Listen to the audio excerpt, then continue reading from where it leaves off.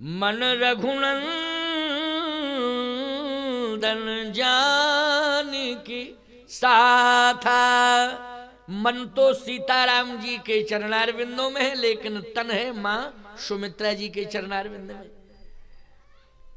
सुमित्रा जी ने कहा क्या बात है, उदास हो, दुखी हो, क्या बात है? कहे बात यह माता जी, आप आज्ञा दे दो। अरे आज्ञा? किस बात की आज्ञा? भैया के साथ जाना चाहता हूं। अच्छा अच्छा, जनकपुर गए थे तुम भैया के साथ, मुझसे आज्ञा लेके गए थे, तो अभी भी चले जाओ। कहां जा रहे हो? जनकपुर जा रहे होगे। कहे जनकपुर तो नहीं जा रहे। तो कहां जा रहे? कहे सोमती अमावस्या है, चित्रकूट धाम जा रहे। क्यों, चित्रकूट ही तो जा रहे थे? अच्छा, जा रहे थे कि नहीं? ये जितनी अमावस्याओं का महत्व बढ़ा है वो आखिर भगवान के कारण ही तो बढ़ा। एक भाव है, मौके की बात है भाई, सोमती अमावस्या है। कहां जा रहे हो? जनकपुर जा रहे हो क्या? नहीं, जनकपुर तो नहीं जा रहे। फिर कहां जा रहे हो? कहा भैया जहां जा रहे हैं। तो भैया कहां जा रहे हैं ये तो बताओ। मैंने तो ऐसा सुना है कि भैया बन जा रहे हैं। बन? अच्छा, बन जा रहे हैं। मैंने तो ऐसा सुना है कि तुम्हारे भैया सिंहासन पर बैठ रहे हैं। मैंने तो ऐसा सुना है। अच्छा, सुमित्रा जी ने यही सुना था कि नहीं? यही सुना था, और सबने सुना ये। मैंने तो ये सुना था कि तुम्हारे भैया सिंहासन पर बैठ रहे हैं, लेकिन तुम कह रहे हो कि बन जा रहे हैं। तो ऐसा तो नहीं है कि तुम भ्रमित हो रहे हो? जाओ पहले भाई से पूछ के आओ कि सिंहासन पर बैठने जा रहे कि बन जा रहे। लक्ष्मण जी ने कहा नहीं माता जी, ये कंफर्म है कि वो बन जा रहे हैं, सिंहासन पर तो नहीं बैठ रहे हैं। पता कैसे है? क्या भैया ने बताया तुम्हें? किसने? कह नहीं, समाचार जब लक्ष्मण पाए, व्याकुल बिलख बदन उठ धाए। समाचार सुना मैंने, और समाचार सुनकर के मैं तुरंत भैया के पास पहुंचा, दौड़ा दौड़ा गया। लेकिन भैया ने ये कहा कि मैं कहीं भी जाऊं, लेकिन तुम पहले माता जी से पूछ के आओ। जाओ प्रणाम करो, पूछो, आज्ञा लो।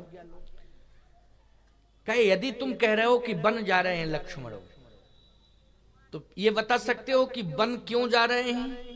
कौन भेज रहा है बन? ये तो बता ही सकते हो कि बन क्यों जा रहे हो, भेज कौन रहा है बन। अगर तुमने सुना है कि वो बन जा रहे हैं, तो ये भी तो सुना होगा कि बन भेज कौन रहा है। कहे यही सुना है कि माता केकई भेज रही हैं। केकई? नहीं, गलत है। जिसने भी कहा है गलत कहा है। केकई कभी बन भेज सकती है राम को? गलत। बहुत प्रेम करती है राम के ऊपर। भरत के ऊपर उतना प्रेम नहीं करती है जितना केकई राम जी के ऊपर प्रेम करती है। क्यों भाई? प्रेम परक चर्चा ही तो चल रही है, इसलिए बार बार प्रेम आ जाता है। और ये सत्य है कि सबसे ज्यादा प्रेम केकई जी करती हैं प्रभु राम के ऊपर। जितना प्रेम करती है केकई, तो ऐसा संभव है कि वो वन भेज दे? नहीं नहीं नहीं। तो कहा पिताश्री के द्वारा भेजे जा रहे होंगे। कहा नहीं, तुम्हारे पिता तो इतना प्रेम करते हैं राम पर कि वो राम के बिना रह ही नहीं सकते। तो जब इतना प्रेम, सत्य प्रेम यही राम जी पर, प्रेम झूठा नहीं है, सत्य प्रेम है। कैसा प्रेम है? क्योंकि प्रेम होता है, झूठा भी होता है प्रेम, लेकिन प्रेम झूठा ये छलावा है। प्रेम सत्य होना चाहिए, होना चाहिए कि नहीं? ये झूठा है प्रेम, अगर तो छलावा है। प्रेम में सत्यता होनी चाहिए। आजकल झूठा ही प्रेम प्रदर्शन हो रहा है। सामने कोई आ रहा है और आपने देख लिया, जबरदस्ती हंसे, मतलब बनावटी हंसी हो गई कि नहीं हो गई? और ये होता ही है। अच्छा, जैसे कहा। और बिल्कुल जब आप पास में ही पहुंच गए तो फिर अपने प्रेम के उद्गार निकालता है। क्या कहता है? कई बार स्वप्न में आप दिखाई दिए और मैंने बहुत बार मन बनाया कि आपसे मिल लूं, लेकिन कितना प्रेम है कि आप खिंचे चले आए। ये है बनावटीपन कि नहीं? बोलो। बिल्कुल शुद्ध बनावटीपन है ये है? आपने कहा अच्छा अच्छा कोई बात नहीं, और सब ठीक है, और घर में सब लोग ठीक ठाक हैं। अरे भैया आपकी कृपा है, जब आप इतना प्रेम करते हो तो हमारा कोई बाल बांका बिगाड़ सकता है क्या? अब देखो कितना प्रदर्शन कर रहा है, फालतू का प्रदर्शन कर रहा है कि नहीं है? फालतू का प्रदर्शन कर रहा है, ये समझ लो। और जैसे ही आप थोड़ा आगे बढ़े तो तुरंत मुड़ के कहता है, कौन सा पाप उदय हुआ था कि इस पापी का दर्शन हो गया? क्यों भाई? है प्रेम के साथ छलावा कि नहीं है? ये क्या फालतू का इस तरह से बोलना क्या मतलब का है? ये क्यों प्रदर्शन करते हो? सत्य प्रेम करना है तो उसमें सत्यता होनी चाहिए, और प्रेम नहीं करना है तो फिर विरोध भी प्रत्यक्ष रूप से प्रदर्शित कर दो कि मैं विरोधी हूं, आपका प्रेमी नहीं हूं। और विरोध का कारण क्या है? अगर तुम्हारे अंदर शक्ति है, सामर्थ्य है, तो वो भी बता दो कि ये कारण है, इसलिए हम विरोध कर रहे हैं आपका। और यदि नहीं है सामर्थ्य ये कहने की कि हम आपका इसलिए विरोध कर रहे हैं, तो फिर प्यारे मिल जाओ तो केवल राम ही राम कर लो, फालतू की बकवास मत करो। बोलो भाई, भैया राम राम, बस हो गया। लेकिन ज्यादा लंबा चौड़ी भूमिका मत बनाओ, हैं? इतनी लंबी चौड़ी भूमिका बनाने की जरूरत नहीं है कि दे रहे हो रसगुल्ला, देखने में लग रहा है रसगुल्ला, रस है नहीं, गुल्ला ही गुल्ला है, केवल दिखाते फिर रहे हो। क्यों भाई? दिखाई तो दे रहा है कि है रसगुल्ला, लेकिन खाया तो उसमें रस था नहीं, गुल्ला ही गुल्ला था। काय का रसगुल्ला? रसगुल्ला वो है जिसमें रस हो। क्यों भाई? वही रसगुल्ला है कि नहीं? इसलिए ओरिजिनलिटी होनी चाहिए। तो आज सत्य प्रेम, सुमित्रा जी कहती हैं गलत। वो इतना प्रेम करते हैं राम से कि वो राम के बिना रह नहीं सकते, बन भेजेंगे प्राण निकल जाएंगे। नहीं नहीं नहीं, गलत। तो लक्ष्मण जी ने कहा कि मेरी समझ में नहीं आ रहा है, तो कहे समझ लो, जाके समझो, और प्रभु राम से ही समझो, भैया राम से समझो, वो ही समझाएंगे। तुम और मुझे समझ के बताओ समझ के। लक्ष्मण जी जाते हैं और प्रभु से पूछते हैं कि भाई प्रभु, भैया माने बार बार इस बात को कहा है कि समझ के आओ कि वन भेज कौन रहा है, और ये समझाएंगे तुम्हारे भैया ही, और वो क्या कह रहे हैं फिर मैं डिसीजन लूंगी, लेकिन पहले उनसे समझ के आओ। लक्ष्मण जी गए, पूछा भैया आप वन तो जा रहे हैं, लेकिन आपको भेज कौन रहा है? भगवान राम ने कहा कि हमने प्रणाम करने के लिए भेजा था कि समस्या पैदा करने के लिए? तुम तो समस्या पैदा करके आ गए हो कि ये वो पूछ के आओ कि कौन भेज रहा है।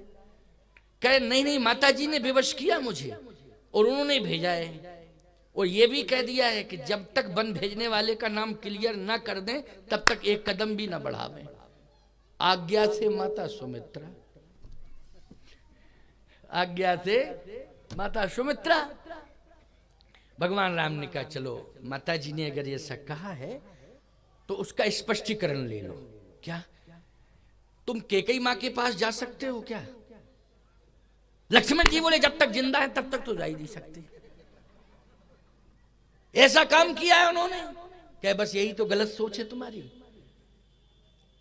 अगर नहीं जा सकते हो तो ये भ्रम है, अज्ञान है तुम्हारा। लेकिन मैं बताता हूं, मैं इस रहस्य को कैकेयी जी से, मां कैकेयी को बता चुका हूं कि मैं वन क्यों जा रहा हूं। तो भैया बताओ। भगवान राम ने कहा मैं वन इसलिए जा रहा हूं। किस लिए? बहुत अच्छी बात है भैया। इसलिए मैं कहता हूं कि रामचरितमानस का पाठ रोज किया करो, रामायण का पाठ रोज किया करो।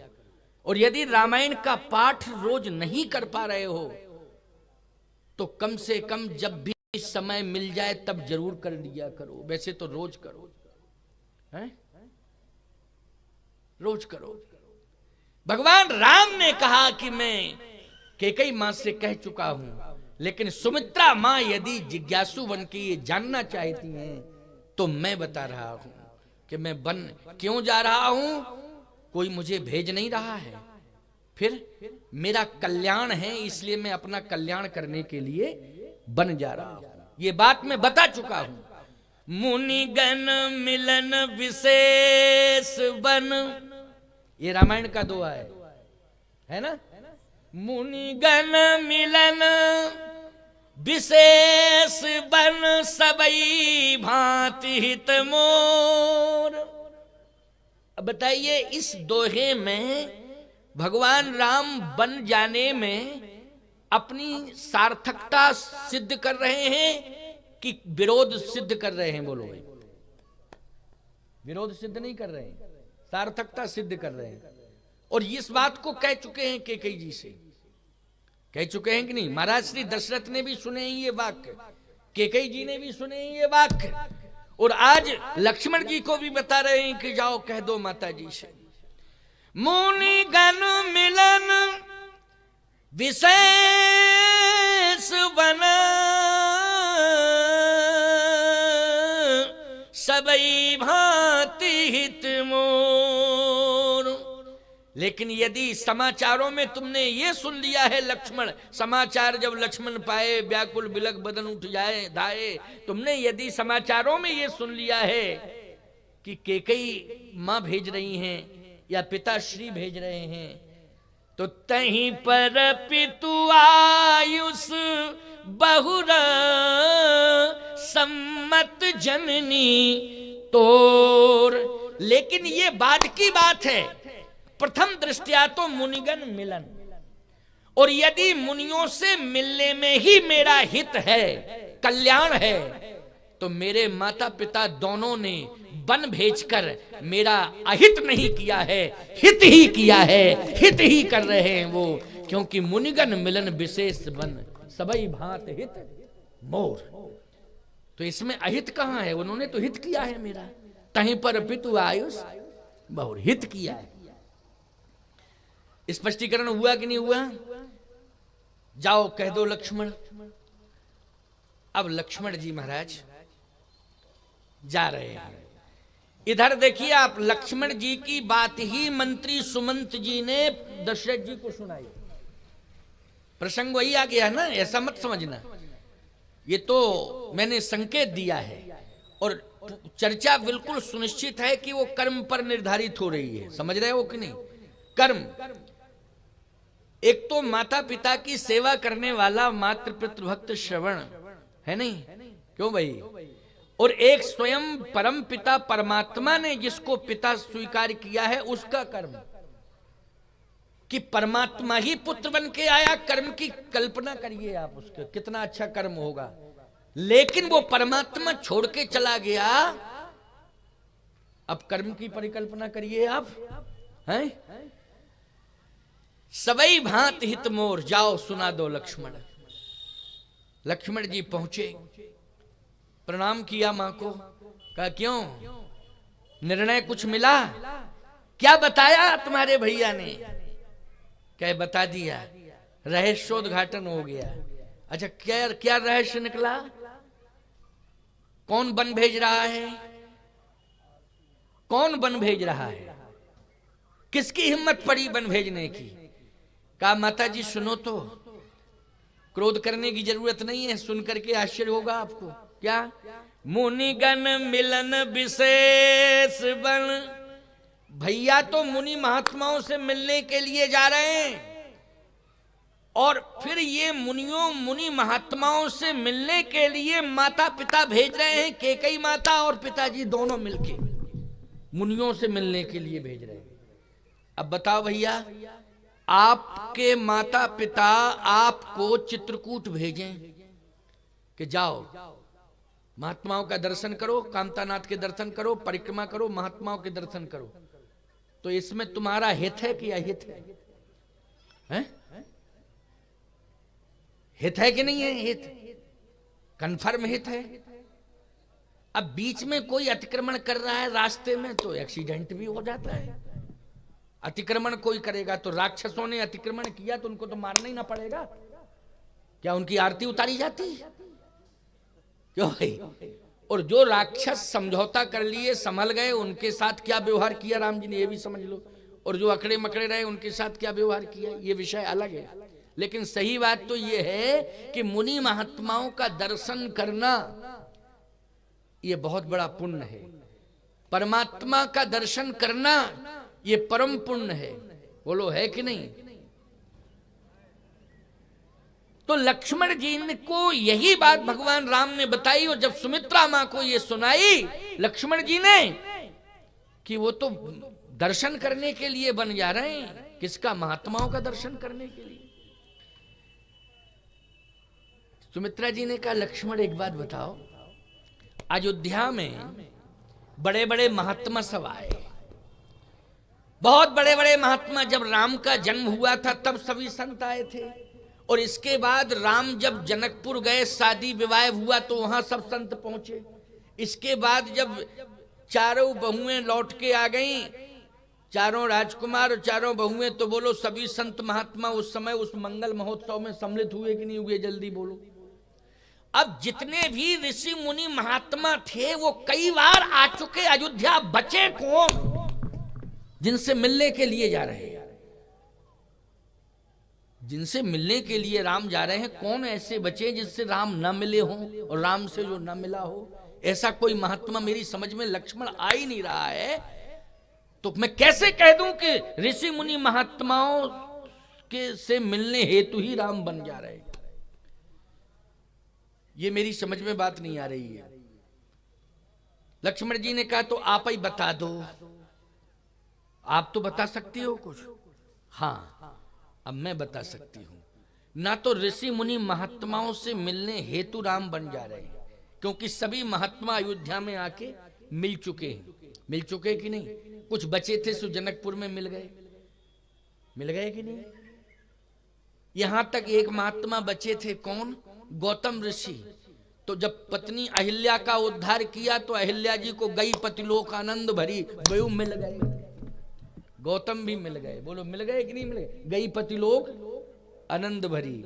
तो जब गौतम आनंद तो परमात्मा का लेके गई थी कि नहीं? और परमात्मा आनंद स्वरूप है कि नहीं? बोलो है कि नहीं? सच्चिदानंद रूपाय विश्वोत्पत्त्यादि हेतवे तापत्रय विनाशाय श्री कृष्णाय वयम नुमः। बोलो है कि नहीं? तो आनंद लेके गई, इसका मतलब परमात्मा को ही लेके गई गौतम ऋषि के पास। तो मिल गए गौतम की नहीं मिले? अब महात्मा कौन रह गए? नहीं, महात्माओं से मिलने हेतु नहीं जा रहे हैं। फिर तुमरे ही भाग राम बन जाही,